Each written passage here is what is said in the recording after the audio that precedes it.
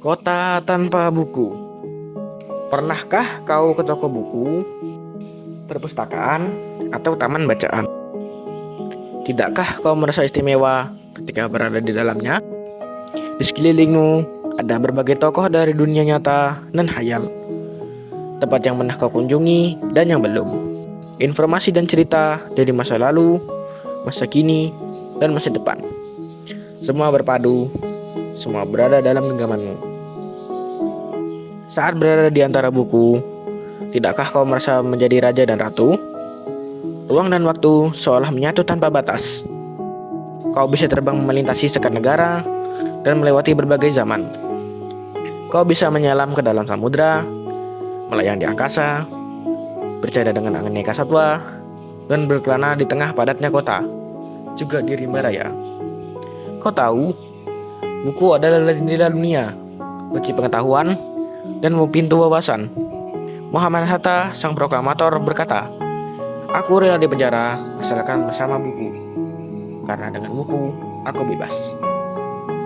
Melalui buku, manusia terbebas dari ketidaktahuan. Tempat-tempat yang dipenuhi buku adalah harapan berkembangnya pengetahuan dan wawasan. Apa jadinya jika kota tanpa buku? Pantaskah dia disebut kota? Di kota itu, mungkin kabar datang dari sumber lain. Mungkin informasi dan cerita datang dari cerita nenek moyang, bagai dongeng-dongeng sebelum tidur. Irama warganya pun tiada beda. Bangun pagi, bertebaran di muka bumi untuk berbagai keperluan, untuk kembali pulang siang atau sore harinya. Setelah itu, mereka berangkat tidur dan memulai lagi hari berikutnya. Semua serupa. Di kota itu, mungkin ada bangunan bernama perpustakaan. Di dalamnya, buku berderet dalam rak yang tak terjamah. Tiada tangan meraih dan membuka halaman demi halaman dengan sukacita. Mungkin juga ada tumpukan buku di sudut-sudut sekolah yang sepi dan berdebu. Jarang dikunjungi, jarang dibaca. Buku-buku di sana teronggok tanpa nyawa. Bagaimana dengan kotamu? Mungkin kau tinggal di tengah kota yang megah, atau di gang sempit, di desa terpencil, di sisi pesisir, atau di kaki gunung. Adakah perpustakaan, taman bacaan, atau toko buku di dekat rumahmu?